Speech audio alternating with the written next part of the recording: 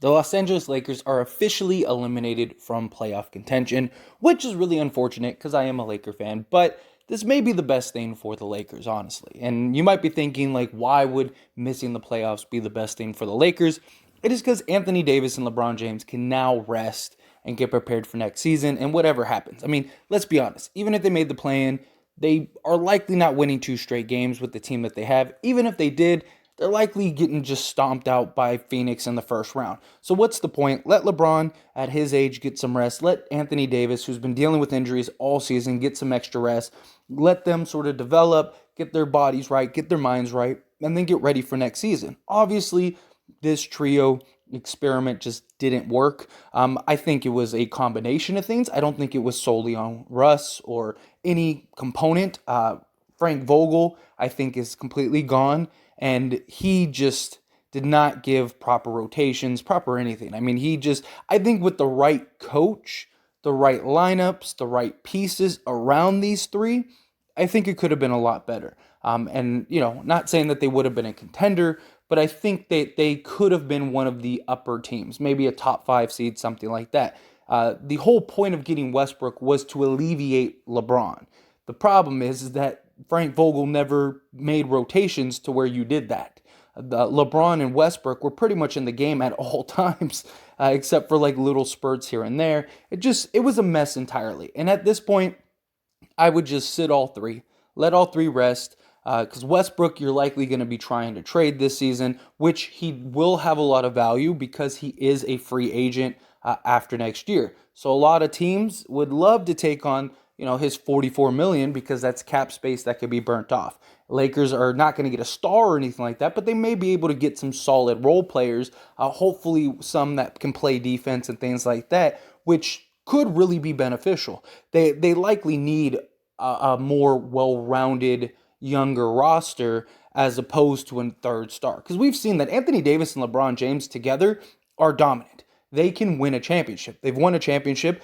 Many people believe that if Davis didn't get hurt, they would have beaten the Suns last year. And then that was the only really world beater last year. So very likely the Lakers would have been in the finals again if you are on the assumption that they would have beaten the Suns.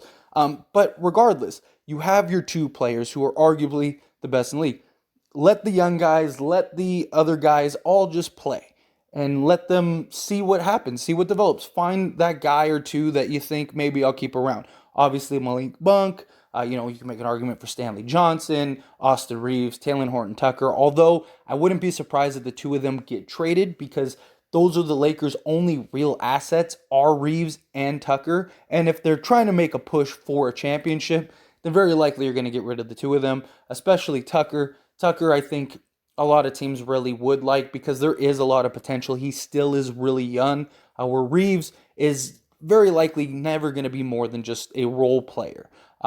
He's very smart, he's very skilled, but he just seems like that mold type of guy, which isn't a bad thing. I mean, many players have built amazing careers on being that like staple glue guy, and that's what I think Reeves ultimately is. But figure out who else you're keeping. Let it marinate. Let them go on a run. See what they can do. Rest your three stars.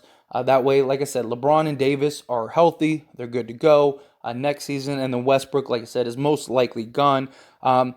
It's unfortunate that this whole experiment didn't work. I still personally would keep Melo. I think Melo is great, especially since he seemed to embrace and accept his role. It doesn't hurt to have that guy that can just get hot off the bench, and Melo seems to be that guy. I imagine he's going to work on the offseason. Dwight Howard, I still think would be a great backup. He's been very solid in his last few starts. I just think he wasn't utilized at all by Frank Vogel. And hopefully, if you get a real coach that could come in and step in, I really think that is some potential. Now, I've seen all the talks, Quinn Snyder, Doc Rivers. Quinn Snyder, I wouldn't really mind. But Doc Rivers, I've never been a big fan of Doc Rivers. I made a statement in the last video about what has he done? I know he's beloved in the league. Players say that they love him. Organizations say that they love him. That's great.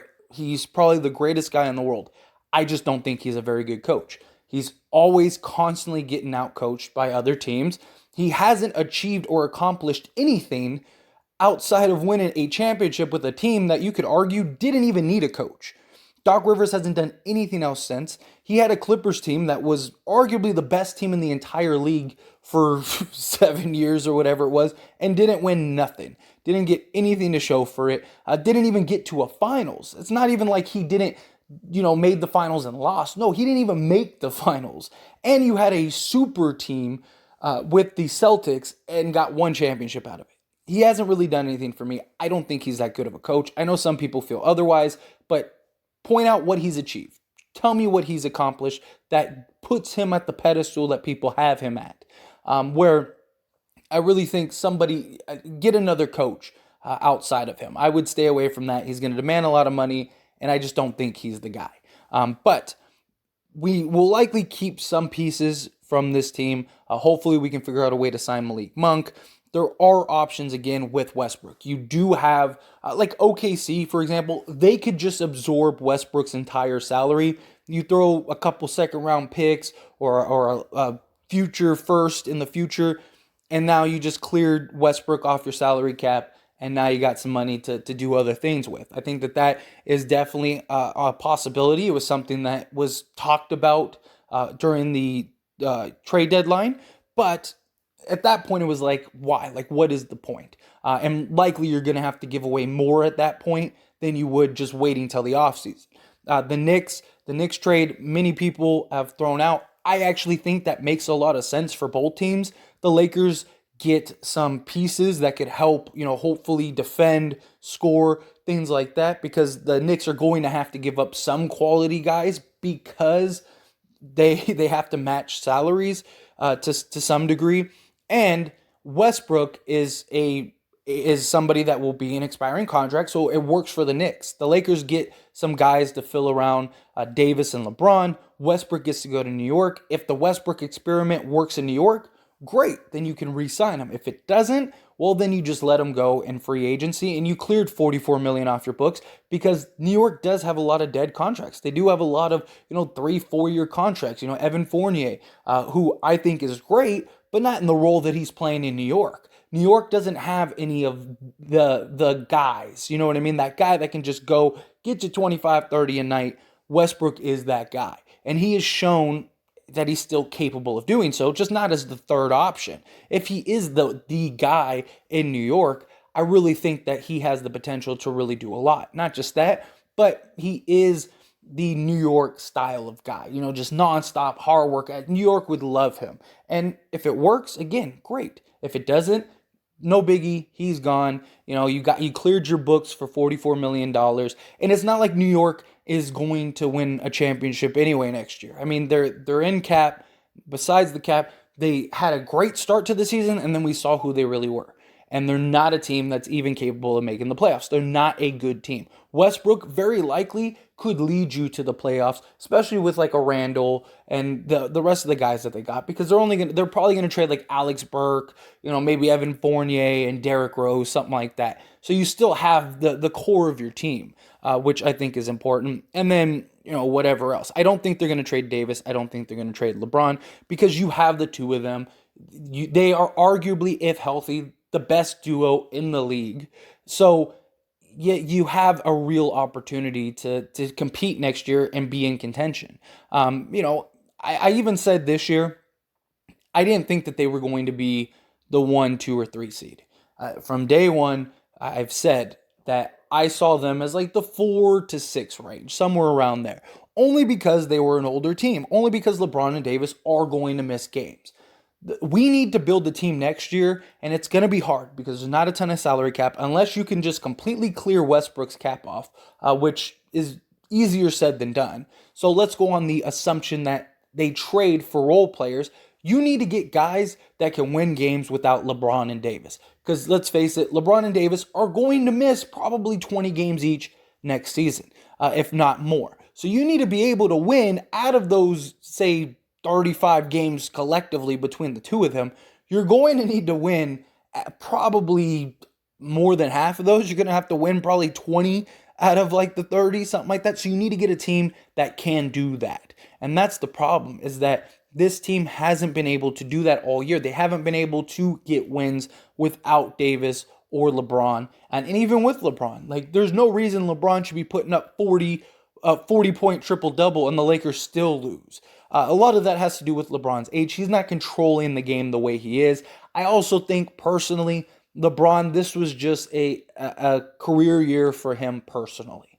I think he knew that this team was not going to make the playoffs. This team was not very good. Even if we do make the playoffs, we're a terrible team. We're not what I had hoped we would be. And I think that LeBron was just like, I'm going to go win the scoring title. I'm going to go try to chase Kareem. And because that's just what we saw. He didn't try to control games. I think if we would have gotten into the playoffs, I really think we would have seen a different type of LeBron than we saw all season, but we'll never really know.